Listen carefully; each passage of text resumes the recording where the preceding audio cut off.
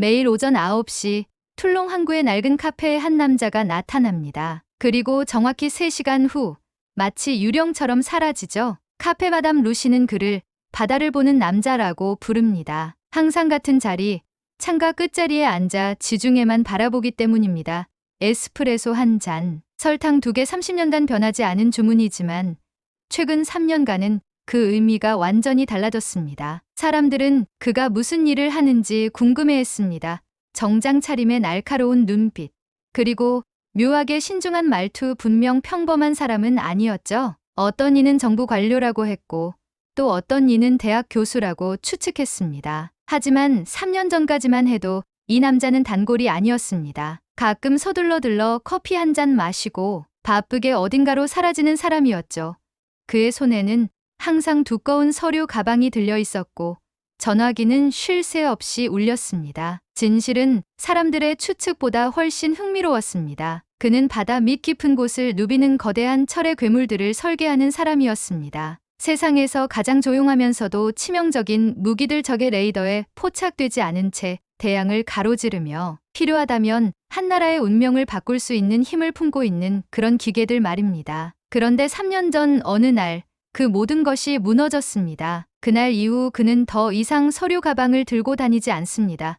전화기도 거의 울리지 않죠. 대신 매일 아침 이 카페에 와서 지중해를 바라보며 긴 시간을 보냅니다. 마치 바닷속 어둠 깊은 곳에서 답을 찾으려는 듯이. 가끔 그의 눈에 깊은 후회가 스쳐 지나갑니다.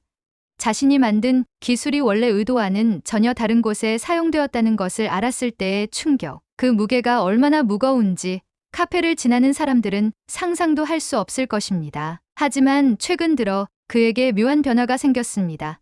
며칠 전부터 낯선 전화를 받기 시작한 것입니다.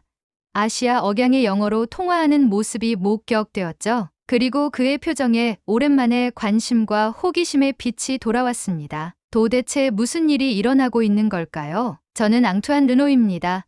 그리고 지금부터 제 이야기를 들려드리겠습니다. 제가 핵잠수함 설계에 처음 발을 들인 것은 1982년 27살 때였습니다. 파리 공과대학에서 해양공학을 전공하고 막 졸업한 저에게 프랑스 해군에서 제안이 왔습니다.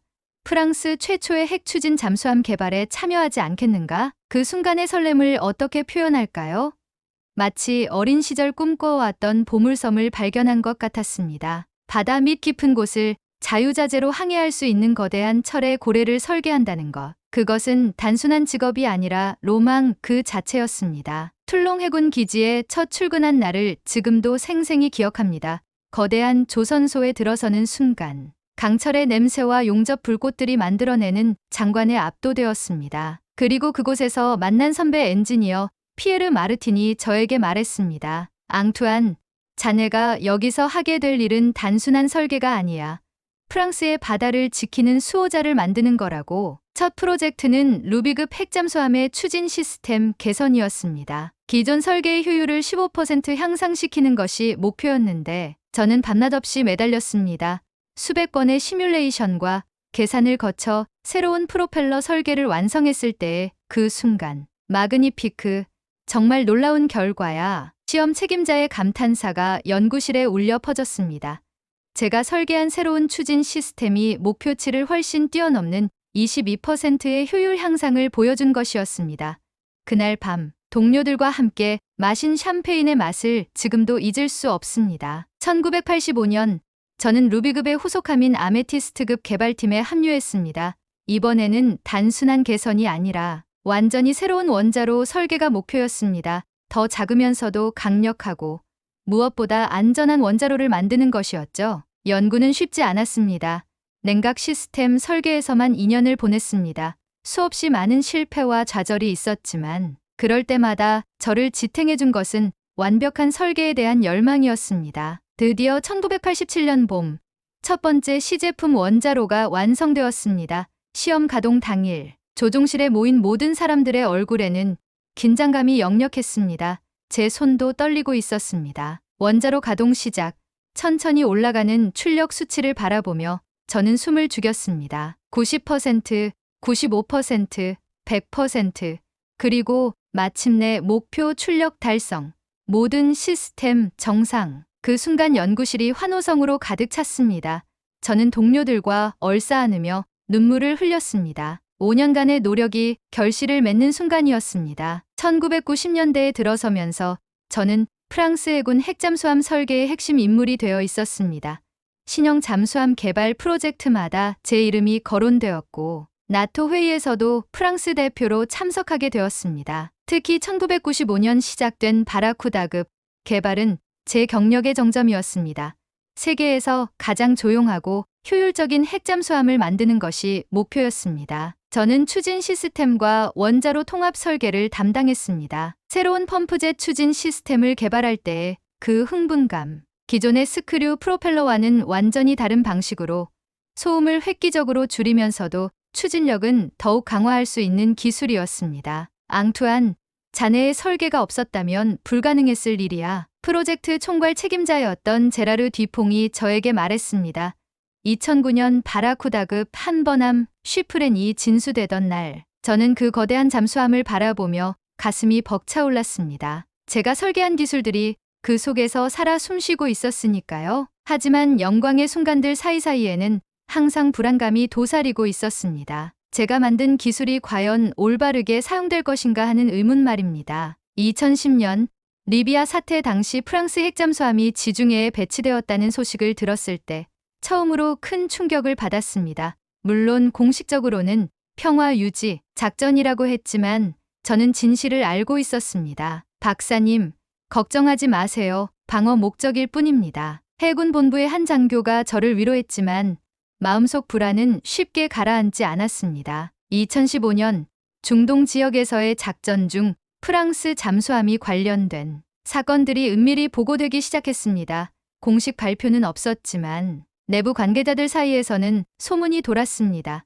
제가 설계한 시스템들이 단순한 방어가 아닌 다른 목적으로 사용되고 있다는. 그때부터 저는 밤잠을 이루지 못하기 시작했습니다. 설계도를 그릴 때마다, 계산을 할 때마다 자꾸만 의문이 들었습니다. 과연 이 기술이 누구를 위한 것인가? 무엇을 지키기 위한 것인가? 2018년, 저는 은퇴를 신청했습니다. 아직 정년까지 3년이 남아 있었지만 더 이상 계속할 수 없었습니다. 동료들은 저를 말렸습니다. 앙투안, 자네는 프랑스 핵잠수함 기술의 산증인이야. 지금 떠날 수는 없어. 하지만 제 마음은 이미 굳어져 있었습니다. 그리고 2019년 여름, 제가 가장 두려워했던 일이 현실이 되었습니다. 제가 설계에 참여했던 바라쿠다급 핵잠수함이 아프리카 연안에서 민간 어선을 침몰시킨 사건이 발생한 것입니다. 공식적으로는 훈련 중 발생한 불가피한 사고로 발표되었지만 저는 진실을 알고 있었습니다. 그 어선에는 17명의 어부들이 타고 있었습니다. 그중 12명이 목숨을 잃었습니다. 아버지를 잃은 아이들, 남편을 잃은 아내들. 뉴스에서 흘러나오는 유가족들의 울음소리를 들으며 저는 무너져 내렸습니다. 제가 만든 기술이 무고한 생명을 앗아간 것입니다. 그날 밤, 저는 설계실에 혼자 남아 지난 30년간의 모든 자료들을 바라보았습니다. 무수히 많은 도면들, 계산서들, 시험 결과들, 모든 것이 피로 물든 것처럼 보였습니다. 그날부터 저는 모든 것을 내려놓았습니다. 프랑스 해군본부의 수석 엔지니어 직책도, 나토 군사기술위원회 고문직도 모두 사임했습니다. 동료들은 제 결정을 이해하지 못했지만 저에게는 더 이상 선택의 여지가 없었습니다. 그렇게 3년이 흘렀습니다. 어느 가을날 오후, 평소처럼 카페에서 신문을 읽고 있던 저에게 한 통의 전화가 걸려왔습니다. 앙투안 르노 박사님이시죠? 유창한 영어였지만 어딘가 익숙하지 않은 억양이었습니다. 저는 한국해군연구소의 박민호 소장입니다. 혹시 시간을 내어 저희와 만나볼 수 있으실까요? 한국 저에게는 먼 나라였습니다. K-팝이나 삼성, 현대 정도로만 알고 있던 나라. 그런데 왜 한국에서 저에게 연락을 했을까요? 호기심이 생겼습니다. 아니, 정확히는 오랜만에 느끼는 설렘이었습니다. 일주일 후 파리의 한 호텔 라운지에서 박민호 소장을 만났습니다. 50대 초반으로 보이는 그는 해군 장교 특유의 단정함과 함께 진중한 인상을 주는 분이었습니다. 박사님의 경력을 잘 알고 있습니다. 루비급부터 바라쿠다급까지 프랑스 핵잠수함 발전사의 산증인이시죠. 그의 말에 저는 잠시 얼굴을 찌푸렸습니다. 죄송하지만 저는 이미 그 분야에서는 은퇴했습니다. 더 이상 군사 관련 일에는 관여하고 싶지 않습니다. 박 소장은 제 반응을 예상했다는 듯 차분히 고개를 끄덕였습니다. 박사님께서 2019년 이후 모든 것을 중단하신 이유를 저희도 잘 압니다. 그리고 그 마음을 충분히 이해합니다. 그는 잠시 멈췄다가 진지한 표정으로 말을 이어갔습니다. 하지만 저희가 박사님께 제안드리고 싶은 것은 조금 다릅니다. 침략을 위한 기술이 아닌 방어를 위한 기술입니다. 방어를 위한 기술이라고요? 네, 맞습니다. 한국은 지금 매우 어려운 상황에 처해 있습니다. 북쪽에는 핵무기를 보유한 북한이 있고 서쪽에는 급속히 군사력을 증강하는 중국이 있습니다. 저희에게는 자주적인 방어 능력이 절실합니다. 박 소장은 태블릿을 꺼내어 여러 자료들을 보여주었습니다. 한반도 주변의 군사 상황, 중국 해군의 확장, 북한의 SLBM, 개발 현황 모든 것이 한국에게는 이협적인 상황이었습니다. 저희는 한국형 핵추진 잠수함을 개발하고 있습니다. KSSN이라고 부르고 있습니다. 하지만 그는 잠시 망설이더니 솔직하게 말했습니다. 기술적인 한계가 있습니다. 특히 원자로 설계와 추진 시스템 통합 부분에서 말입니다. 박사님의 도움이 절실합니다. 저는 커피잔을 내려놓으며 고개를 저었습니다. 소장님, 제가 왜 이 일을 그만뒀는지 아시잖습니까? 저는 더 이상 어떤 나라의 군사력 증강에도 기여하고 싶지 않습니다. 박사님, 박 소장의 목소리에 간절함이 묻어났습니다. 저희는 세계를 정복하려는 것이 아닙니다. 단지 우리 땅, 우리 바다를 지키고 싶을 뿐입니다. 박사님께서 설계하신 기술이 다른 나라를 침략하는 데 쓰인다면 저희도 절대 그런 일은 하지 않겠습니다. 그의 진정성이 느껴졌습니다. 하지만 저는 여전히 확신이 서지 않았습니다. 시간을 주십시오. 생각해 보겠습니다. 물론입니다. 하지만 한 가지만 더 말씀드리고 싶습니다. 박 소장은 조심스럽게 말했습니다. 박사님께서 직접 한국에 오셔서 저희 연구소를 둘러보시면 어떨까요? 저희가 어떤 마음으로 이 일을 하고 있는지 보신다면 아마 이해해 주실 것 같습니다. 호텔을 나서며 저는 오랜만에 복잡한 심경이었습니다. 3년 동안 잊고 살았던 과거가 다시 저를 찾아온 것입니다. 그날 밤 툴롱의 제 집에 돌아와 오랫동안 생각했습니다.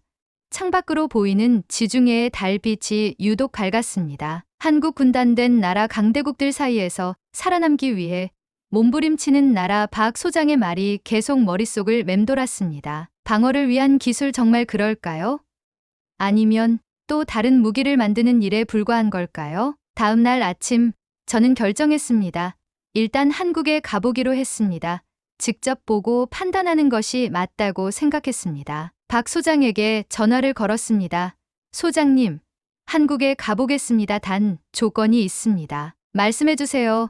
저는 관찰자로만 참여하겠습니다. 어떤 기술적 조언도 하지 않겠습니다. 단지 보기만 할 것입니다. 그것만으로도 충분합니다. 박사님. 2주 후 저는 인천국제공항에 도착했습니다. 처음 밟아보는 한국 땅이었습니다. 공항에서 나와 차를 타고 이동하면서 본 한국의 첫인상은 역동적이었습니다. 높은 빌딩들, 바쁘게 오가는 사람들, 그리고 어딘가 절박하면서도 희망적인 에너지가 느껴졌습니다. 박사님, 내일부터 저희 연구소를 둘러보실 텐데요.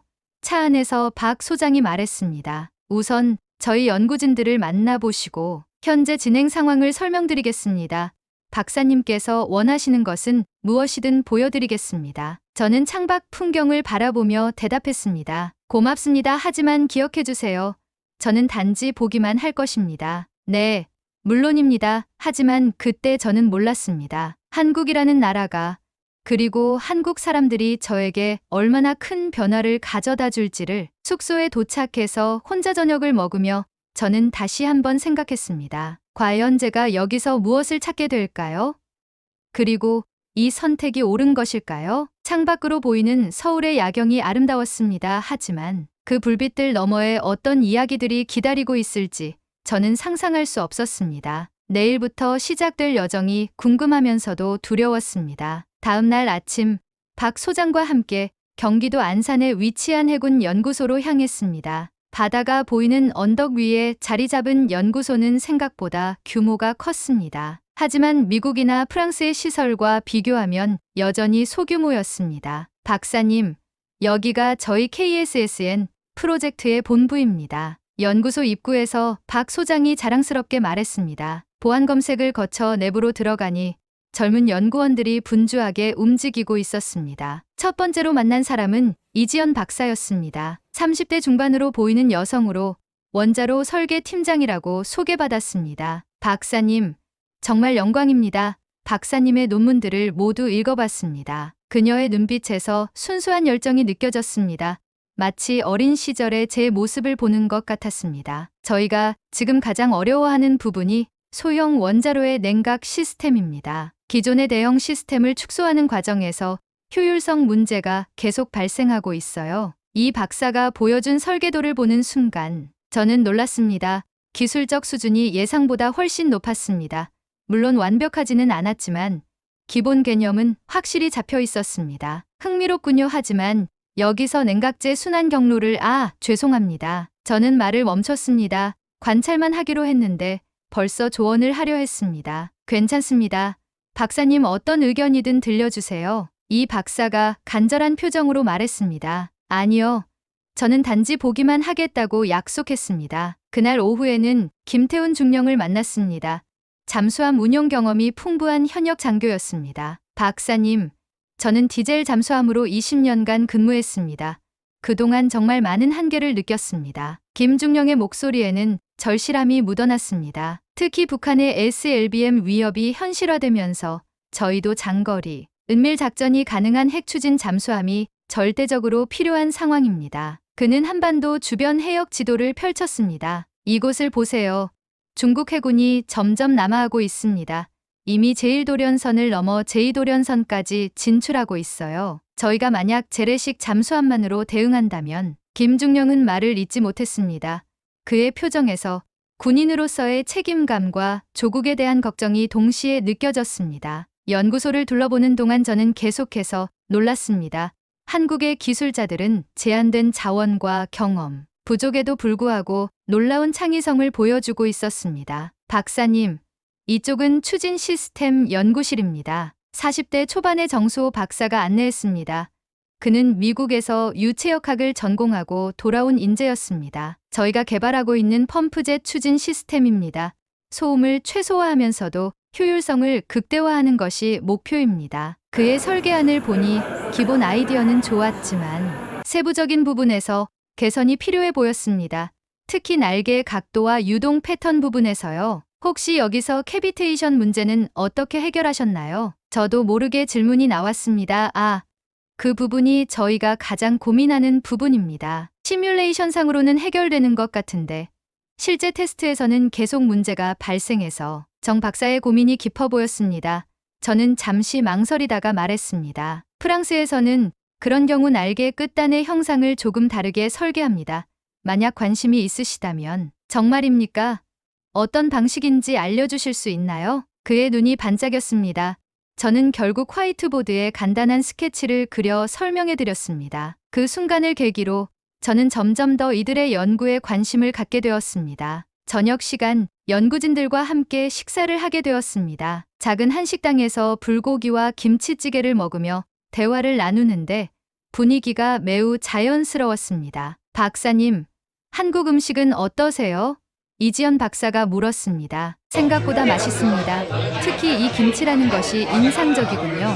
김치는 저희 한국인에게는 없어서는 안 되는 음식이에요. 마치 핵잠수함이 한국 해군에게 그런 존재인 것처럼요. 김태훈 중령의 농담에 모두가 웃었습니다. 박사님은 왜 핵잠수함 설계를 시작하게 되셨나요? 정수호 박사의 질문에 저는 잠시 생각했습니다. 어릴 때부터 바다에 대한 동경이 있었습니다. 바다 밑 깊은 곳을 자유롭게 다닐 수 있는 기술을 만들고 싶었죠. 하지만 저는 말을 멈췄습니다. 2019년에 그 사건이 떠올랐기 때문입니다. 하지만 나중에 깨달았습니다. 기술이라는 것은 사용하는 사람에 따라 생명을 구할 수도 앗아갈 수도 있다는 것을요. 식당에 잠시 정적이 흘렀습니다. 박사님의 마음을 이해합니다. 박민호 소장이 조용히 말했습니다. 저희도 같은 고민을 하고 있습니다.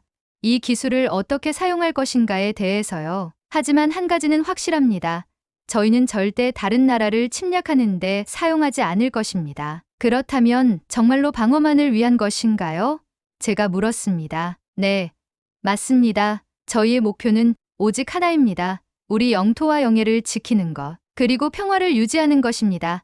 이지연 박사가 말을 이었습니다. 박사님, 저희 나라는 정말 특별한 상황에 있어요. 분단된 채로 70년을 살아왔고 주변 4대 강국에 둘러싸여 있습니다. 저희에게는 자주 국방이 생존의 문제예요. 그녀의 말에 진정성이 느껴졌습니다. 다음 날 저는 실제 잠수함 건조 현장을 방문했습니다. 거제도 조선소에서 건조 중인 KSS-3 잠수함을 보는 순간 감회가 새로웠습니다. 이것이 저희가 만들고 있는 최신형 디젤 잠수함입니다. 하지만 여전히 한계가 있습니다. 현장 책임자인 황기범 부장이 설명했습니다. 수중 지속 시간과 항속 거리가 제한적이어서 광범위한 해역을 커버하기 어렵습니다. 잠수함 내부를 둘러보면서 저는 한국 조선 기술의 수준에 놀랐습니다. 정밀성과 완성도가 매우 높았습니다. 만약 여기에 소형 원자로가 들어간다면 저도 모르게 중얼거렸습니다. 어떻게 되나요? 박사님? 황 부장이 물었습니다. 아니, 그냥 혼잣말이었습니다. 하지만 제 머릿속에는 이미 여러 가능성들이 그려지고 있었습니다. 일주일이 지나면서 저는 점점 더 많은 시간을 연구소에서 보내게 되었습니다. 처음에는 단순히 관찰만 하겠다고 했지만 어느새 연구진들과 함께 기술적 토론을 하고 있었습니다. 박사님, 이 부분에서 열교환 효율을 높이려면 어떻게 해야 할까요? 이지연 박사의 질문에 저는 더 이상 침묵할 수 없었습니다. 여기서 중요한 것은 표면적을 늘리는 것이 아니라 유동의 균등성입니다. 만약 이렇게 설계한다면 저는 화이트보드에 그림을 그리며 설명했습니다. 연구진들의 눈빛이 반짝였습니다. 정말 그렇게 하면 효율이 20% 이상 향상될 수 있을 것 같은데요. 정수호 박사가 흥분해서 말했습니다. 그 순간 저는 깨달았습니다. 저는 이미 단순한 관찰자가 아니었습니다. 이들과 함께 꿈을 키워가고 있었습니다. 그날 밤 숙소에서 혼자 생각에 잠겼습니다. 3년 전 제가 모든 것을 포기했던 이유와 지금 제가 느끼고 있는 감정 사이에서 갈등했습니다. 과연 이것이 옳은 일일까? 하지만 한국의 연구진들을 보면서 확신이 생기기 시작했습니다. 이들은 정말로 방어를 위한 기술을 원하고 있었습니다. 그리고 그들의 열정과 진정성은 의심할 여지가 없었습니다. 다음 날 아침, 저는 박민호 소장을 찾아갔습니다. 소장님, 제가 조건을 바꾸고 싶습니다. 어떤 조건 말입니까? 저는 더 이상 관찰자로만 있을 수 없을 것 같습니다. 이들을 도와주고 싶습니다. 박 소장의 얼굴에 미소가 번졌습니다. 정말 감사합니다. 박사님, 하지만 한 가지 확인하고 싶습니다. 정말 저희를 믿으시는 겁니까? 네, 믿습니다. 여러분들이 이 기술을 올바르게 사용할 것이라고 믿습니다. 그렇게 저는 한국의 핵잠수함 개발 프로젝트에 정식으로 참여하게 되었습니다. 하지만 그 순간 저는 몰랐습니다. 앞으로 어떤 시련이 기다리고 있을지를. 한국에 온 지 한 달이 지났습니다. 저는 이제 완전히 프로젝트의 일원이 되어 있었습니다. 매일 아침 7시에 연구소에 출근해서 밤 10시까지 연구진들과 함께 머리를 맞대고 문제를 해결해 나갔습니다. 특히 소형 원자로 설계에서 획기적인 진전이 있었습니다. 제가 프랑스에서 축적한 30년의 경험과 한국 연구진들의 창의적 아이디어가 결합되면서 기존보다 30% 작으면서도 출력은 동일한 원자로 설계가 완성되었습니다. 박사님, 정말 놀랍습니다. 이 설계라면 KSSN의 크기를 대폭 줄일 수 있을 것 같아요. 이지연 박사가 시뮬레이션 결과를 보며 흥분해서 말했습니다. 그뿐만 아니라 연료 교체 주기도 15년으로 늘릴 수 있을 것 같습니다. 저도 만족스러웠습니다. 이런 성취감을 느낀 것이 정말 오랜만이었습니다. 하지만 그 행복은 오래가지 못했습니다. 어느 금요일 오후 박민호 소장이 급하게 저를 찾아왔습니다. 그의 표정이 평소와 달랐습니다. 박사님, 잠시 사무실로 오실 수 있을까요? 중요한 일이 있습니다. 사무실에 들어가니 낯선 사람이 앉아 있었습니다. 40대 후반으로 보이는 백인 남성이었는데 정장 차림에 날카로운 인상이었습니다. 안녕하세요. 앙투안 박사님, 저는 마이클 톰슨입니다. 미국 국방부 국제협력 담당관입니다. 그가 일어나며 악수를 청했습니다.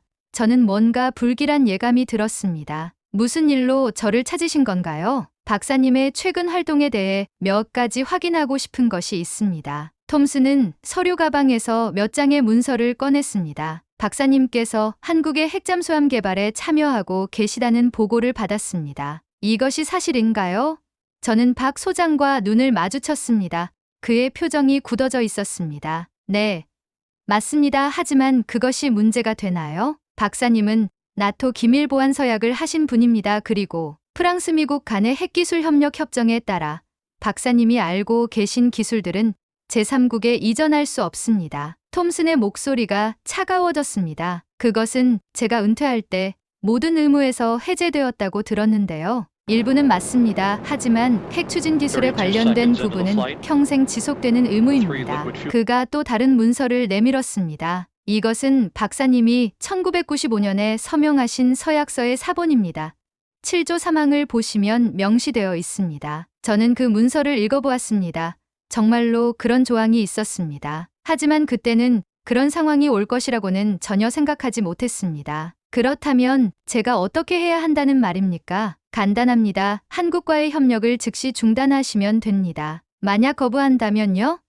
톰슨은 잠시 침묵했다가 말했습니다. 박사님의 프랑스 국적이 문제가 될 수 있습니다. 그리고 프랑스에 있는 박사님의 모든 자산이 동결될 수도 있습니다. 그 순간 저는 분노가 치밀어 올랐습니다. 협박하시는 겁니까? 협박이 아닙니다. 단지 법적 절차를 설명드리는 것뿐입니다. 박민호 소장이 끼어들었습니다. 잠깐만요. 앙투안 박사님은 저희의 소중한 동료입니다. 이런 식으로 압박을 가하는 것은 옳지 않습니다. 소장님, 이것은 한미동맹과는 별개의 문제입니다. 핵기술 확산 방지는 미국의 핵심 이익입니다. 톰슨이 차갑게 대답했습니다. 박사님께 3일의 시간을 드리겠습니다. 신중히 결정하시기 바랍니다. 그가 떠난 후 사무실에는 무거운 침묵이 흘렀습니다. 박사님, 죄송합니다. 이런 일이 생길 줄은 몰랐습니다. 박 소장이 고개를 숙였습니다. 아닙니다. 어쩌면 예상했어야 할 일이었죠. 저는 창밖을 바라보며 생각에 잠겼습니다. 3년 전 모든 것을 포기했던 이유 중 하나가 바로 이런 정치적 압박 때문이었습니다. 그날 밤 숙소로 돌아온 저는 잠들 수 없었습니다. 프랑스에 있는 제 집, 그리고 돌아가신 아내가 좋아했던 정원이 떠올랐습니다. 모든 것을 잃을 수도 있다는 생각에 마음이 무거웠습니다. 다음 날 월요일 연구소에 출근한 저를 연구진들이 걱정스럽게 바라보았습니다. 소문이 이미 퍼진 모양이었습니다. 박사님, 괜찮으세요? 이지연 박사가 조심스럽게 물었습니다. 네, 괜찮습니다. 걱정하지 마세요. 하지만 제 목소리에는 확신이 없었습니다. 점심시간에 김태훈 중령이 저를 찾아왔습니다. 박사님, 솔직히 말씀드리겠습니다. 저희는 박사님 때문에 이런 압박을 받게 해서 죄송합니다. 하지만 그가 잠시 망설이더니 계속했습니다. 저희 나라 상황을 이해해 주세요. 북한은 이미 SLBM을 실전 배치했고 중국은 매년 잠수함을 증강하고 있습니다. 저희에게는 정말 시간이 없어요. 중령님의 마음을 이해합니다. 하지만 제가 모든 것을 잃을 수도 있는 상황입니다. 박사님, 김중령의 목소리에 간절함이 묻어났습니다. 만약 박사님이 떠나신다면 이 프로젝트는 최소 5년은 늦어질 것입니다. 그 5년 동안 우리나라가 어떤 위험에 처할지 그의 말이 제 마음을 무겁게 했습니다. 화요일 저녁 정수호 박사와 함께 술을 마시게 되었습니다. 박사님, 제가 왜 미국 유학을 마치고 한국에 돌아왔는지 아세요? 왜죠? 미국에서는 항상 2등 시민 취급을 받았어요. 아무리 능력이 뛰어나도 핵심 기술에는 접근할 수 없었습니다. 너는 한국인이니까 라는 이유로요. 정 박사의 목소리에 쓰람이 묻어났습니다. 그래서 결심했어요. 우리나라에서 우리 손으로 세계 최고의 기술을 만들어 보자고. 박사님은 그 꿈을 현실로 만들어주고 계신 분이에요. 하지만 현실은 녹록하지 않군요. 네, 맞아요. 하지만 포기할 수는 없어요. 이것은 단순한 기술 개발이 아니라 우리의 생존이 걸린 문제니까요. 수요일 아침 박민호 소장이 긴급 회의를 소집했습니다. 여러분, 어려운 소식을 전해드려야겠습니다. 미국 측에서 추가적인 압박을 가해오고 있습니다. 회의실에 긴장감이 돌았습니다. 한미 핵협력 협정 재검토를 거론하고 있습니다. 만약 저희가 독자적인 핵 추진 기술 개발을 계속한다면 민간 원전 연료 공급도 재검토하겠다고 합니다. 그럼 우리나라 전체 전력 공급에 문제가 생기는 건 아닌가요? 한 연구원이 걱정스럽게 물었습니다. 그럴 가능성이 높습니다. 미국은 정말 진지하게 나오고 있어요. 저는 회의 내내 침묵했습니다. 제 한 사람의 결정이 이렇게 큰 파장을 일으킬 줄은 몰랐습니다. 그날 오후 저는 혼자 해변을 걸었습니다. 서해 바다가 회색빛으로 출렁이고 있었습니다. 마치 제 마음의 상태와 같았습니다. 그때 휴대폰이 울렸습니다. 프랑스에서 온 전화였습니다. 앙투안, 나야 장 피에르, 제 오랜 동료였던 장 피에르 두보아의 목소리였습니다. 자네 소식을 들었어. 한국에서 뭘 하고 있는 거야? 장 피에르, 오랜만이군. 앙투안, 솔직히 말하겠네. 미국 쪽에서 연락이 왔어. 자네가 한국에서 하고 있는 일에 대해서. 그래서 자네를 걱정하는 사람들이 많아. 프랑스로 돌아와 툴롱에 자네 집도 그대로 있고 연금도 계속 나오고 있어. 하지만 앙투안, 자네는 이미 충분히 많은 것을 성취했어. 이제 편안히 쉴 때가 됐다고 생각하지 않나? 전화를 끊고 나서 저는 더욱 혼란스러웠습니다. 안전한 선택과 옳다고 생각하는 선택 사이에서 갈등했습니다. 목요일 오전 마지막 날이었습니다. 오후에 톰슨이 다시 올 예정이었습니다. 연구실에서 마지막으로 설계도를 정리하고 있는데 이지연 박사가 들어왔습니다. 박사님, 이거 보세요. 그녀가 컴퓨터 화면을 가리켰습니다. 박사님이 설계해주신 원자로로 시뮬레이션을 돌려봤는데 효율이 기존 설계보다 40% 향상되었어요. 정말인가요? 네. 그리고 이 기술이면 세계에서 가장 조용하고 효율적인 핵잠수함을 만들 수 있을 것 같아요. 그녀의 눈빛이 반짝였습니다. 박사님, 정말 떠나시는 건가요? 저는 대답할 수 없었습니다. 오후 2시, 톰슨이 다시 나타났습니다. 이번에는 더 많은 서류를 들고 왔습니다. 박사님, 결정을 내리셨나요? 시간을 조금 더 주실 수 있나요? 죄송하지만 더 이상 기다릴 수 없습니다. 지금 당장 답을 들어야 합니다. 그 순간 연구실 문이 열리면서 모든 연구진들이 들어왔습니다. 이지연 박사, 김태훈 중령, 정수호 박사, 그리고 제가 한 달 동안 함께 일했던 모든 사람들이었습니다. 저희도 박사님의 결정을 함께 듣고 싶습니다. 박민호 소장이 말했습니다. 저는 그들의 얼굴을 하나하나 바라보았습니다. 한 달 전 처음 만났을 때와는 완전히 다른 감정이 들었습니다. 이들은 이제 제게 단순한 동료가 아니라 가족 같은 존재였습니다. 톰슨 씨, 저는 천천히 입을 열었습니다. 저는 결정했습니다. 회의실에 정적이 흘렀습니다. 모든 사람들이 제 입을 바라보고 있었습니다. 저는 잠시 망설였지만 마음속 깊은 곳에서 올라오는 확신이 있었습니다. 저는 한국에 남겠습니다. 제 말이 끝나자 회의실의 순간 정적이 흘렀습니다. 톰슨의 얼굴이 굳어졌고 한국 연구진들의 눈에는 놀라움과 감동이 동시에 스쳐 지나갔습니다. 박사님, 정말 확실하신 겁니까? 톰슨이 차가운 목소리로 물었습니다. 네, 확실합니다. 저는 단호하게 대답했습니다. 박사님께서 어떤 결과를 감수하게 될지 아시는 겁니까? 알고 있습니다. 하지만 제가 더 중요하게 생각하는 것이 있습니다. 저는 한국 연구진들을 바라보며 말을 이어갔습니다. 저는 지난 한 달 동안 이 사람들과 함께 일하면서 깨달았습니다.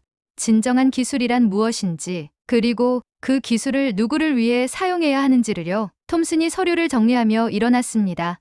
그렇다면 법적 조치가 취해질 것입니다. 박사님의 프랑스 국적 박탈 절차가 시작될 것이고 모든 자산이 동결될 것입니다. 그렇게 하십시오. 제 대답에 톰슨이 잠시 당황하는 기색을 보였습니다. 박사님, 마지막으로 한 번 더 기회를 드리겠습니다. 지금이라도 마음을 바꾸시면. 아니요, 제 결정은 변하지 않습니다. 톰슨이 떠난 후 연구실에는 복잡한 분위기가 흘렀습니다. 박사님, 이지연 박사가 눈물을 글썽이며 말을 시작했습니다. 정말 죄송합니다. 저희 때문에 박사님이 이런 어려움을. 아닙니다. 저는 그녀의 말을 가로막았습니다. 제가 선택한 것입니다. 그리고 후회하지 않습니다. 박민호 소장이 앞으로 나왔습니다. 박사님, 저희가 최선을 다해 도와드리겠습니다. 법적 문제든 생활 문제든 무엇이든 말씀해 주세요. 고맙습니다. 소장님, 하지만 지금 가장 중요한 것은 프로젝트를 완성하는 것입니다. 다음 몇 주 동안 예상했던 일들이 벌어졌습니다. 프랑스 정부에서 국적 박탈 통보가 왔고 프랑스에 있던 제 집과 계좌가 모두 동결되었습니다. 하지만 이상하게도 마음은 편했습니다. 한국 정부에서는 저에게 특별 거주 자격을 부여해 주었고 연구소에서는 제게 전용 사무실과 연구실을 마련해 주었습니다. 박사님, 이제 정말 우리 사람이 되신 거네요. 김태훈 중령이 농담조로 말했습니다. 그런 것 같습니다. 하지만 전혀 후회되지 않습니다. 연구는 더욱 활기를 띠었습니다. 저의 결단을 본 연구진들이 더욱 열정적으로 일했습니다. 밤낮 없이 연구실에서 머물며 기술적 난제들을 하나씩 해결해 나갔습니다. 특히 추진 시스템의 소음 저감 기술에서 혁신적인 성과를 얻었습니다. 저의 경험과 한국 연구진들의 창의성이 결합되면서 기존 어떤 잠수함보다도 조용한 추진 시스템을 완성할 수 있었습니다. 박사님, 이 기술이면 정말 바다의 유령이 될 수 있겠어요. 정수호 박사가 시험 결과를 보며 흥분해서 말했습니다. 네, 이제 정말 방호용 무기로서의 기능을 완벽하게 갖추게 되었습니다. 하지만 더 큰 변화는 제 마음에서 일어나고 있었습니다. 6개월 후 첫 번째 프로토타입 원자로가 완성되었습니다. 시험 운전에서 모든 지표가 설계 기준을 상회하는 성능을 보여주었습니다. 박사님, 성공했습니다. 이지연 박사가 모니터를 가리키며 소리쳤습니다. 연구실의 모든 사람들이 환호성을 질렀습니다. 그 순간 저는 3년 전 잃었던 것을 되찾은 느낌이었습니다. 기술에 대한 순수한 열정, 그리고 그 기술이 사람들을 지킬 수 있다는 확신. 여러분, 정말 수고하셨습니다. 저는 연구진들을 바라보며 말했습니다. 하지만 이것은 시작에 불과합니다. 이제 실제 잠수함에 탑재할 차례입니다. 1년 후, 거제도 조선소에서 역사적인 순간이 찾아왔습니다. 한국 최초의 핵추진 잠수함 KSSN 1번함의 진수식이었습니다. 태극기가 바람에 펄럭이는 가운데 거대한 잠수함이 천천히 바다로 내려갔습니다. 그 모습을 보며 저는 가슴이 벅차올랐습니다. 박사님, 박민호 소장이 제 옆에 다가왔습니다. 이 모든 것이 박사님 덕분입니다. 아닙니다. 우리 모두의 노력입니다. 진수식이 끝난 후 연구진들과 함께 작은 축하 파티를 열었습니다. 바닷가 식당에서 회와 소주를 마시며 그동안의 고생을 토로했습니다. 박사님, 솔직히 처음에는 걱정이 많았어요. 이지연 박사가 말했습니다. 외국인이신데다가 나이도 많으시고 하지만 지금은 정말 감사해요. 박사님이 아니었다면 불가능했을 일이에요. 저도 마찬가지입니다. 여러분을 만나지 못했다면 저는 아직도 과거의 죄책감에 시달리고 있었을 것입니다. 김태훈 중령이 소주잔을 들었습니다. 박사님, 건배하겠습니다. 한국의 바다를 지켜주실 박사님께. 아니요. 중령님, 우리 모두에게 건배합시다. 평화를 지키는 모든 사람들에게. 그로부터 6개월 후 첫 번째 시험 항해가 시작되었습니다. 저도 함께 승선했습니다. 60년 넘게 살아오면서 핵잠수함을 직접 타보는 것은 처음이었습니다. 잠수함이 수면 아래로 잠겨들면서 저는 창문을 통해 깊어져가는 바다를 바라보았습니다. 박사님, 어떠세요? 함장이 물었습니다. 놀랍습니다. 정말 조용하고 안정적이군요. 박사님이 설계하신 원자로 덕분입니다. 잠수함은 조용히 동해 깊은 바다를 항해했습니다. 소음 측정 결과 세계에서 가장 조용한 잠수함 중 하나라는 것이 확인되었습니다. 이제 정말 우리도 자주 국방의 꿈을 이룰 수 있을 것 같습니다. 함장의 말에 저는 고개를 끄덕였습니다. 시험 항해가 끝나고 육지로 돌아오는 길, 저는 휴대폰으로 프랑스의 장 피에르에게 연락했습니다. 장 피에르, 나야, 앙투안. 어떻게 지내고 있나? 소식을 들었어. 한국 국적을 취득했다면서? 응. 맞아, 이제 나는 한국인이야. 정말 후회하지 않나? 저는 잠시 생각했습니다. 프랑스의 집, 편안한 연금 생활, 모든 것을 포기했습니다. 하지만 전혀 후회하지 않아. 오히려 내 인생에서 가장 보람 있는 시간을 보내고 있어. 그렇다면 다행이야. 앙투안, 너의 선택을 존중해. 전화를 끊고 나서 저는 바다를 바라보았습니다. 저 바다 아래에서 한국의 핵잠수함이 조용히 평화를 지키고 있습니다. 2년 후 저는 한국해양대학교의 명예교수로 임명되었습니다. 그리고 차세대 해양 기술자들을 가르치게 되었습니다. 강의실에서 학생들을 바라보며 저는 말했습니다. 여러분, 기술이란 단순한 도구가 아닙니다.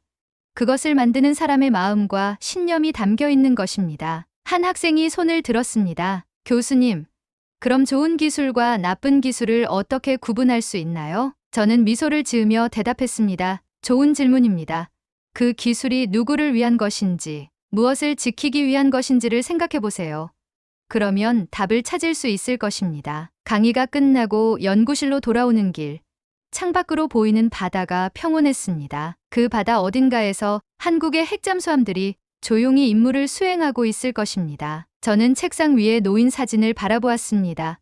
KSSN 1번함, 진수식대 연구진들과 함께 찍은 사진이었습니다. 모두들 밝게 웃고 있었습니다. 그날 밤 일기를 쓰며 저는 생각했습니다. 나는 올바른 선택을 했다. 비록 모든 것을 잃었지만 더 소중한 것을 얻었다.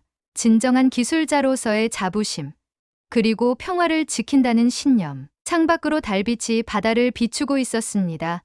그 빛이 마치 미래에 대한 희망처럼 보였습니다. 저는 앙투안 르노입니다. 한때는 프랑스의 핵잠수함 설계자였지만 이제는 한국의 바다를 지키는 기술자입니다. 그리고 이것이 제 인생 최고의 선택이었다고 확신합니다. 바다 깊은 곳에서 평화의 수호자들이 오늘도 조용히 임무를 수행하고 있습니다. 그들과 함께 저도 이 평화로운 바다를 지켜나가겠습니다. 마지막까지 함께 해주신 분께 진심으로 감사드립니다. 여러분의 구독과 좋아요는 더 많은 감동적인 스토리를 만드는 원동력이 됩니다. 여러분의 일상에 특별한 이야기로 항상 가득하시기를 바랍니다.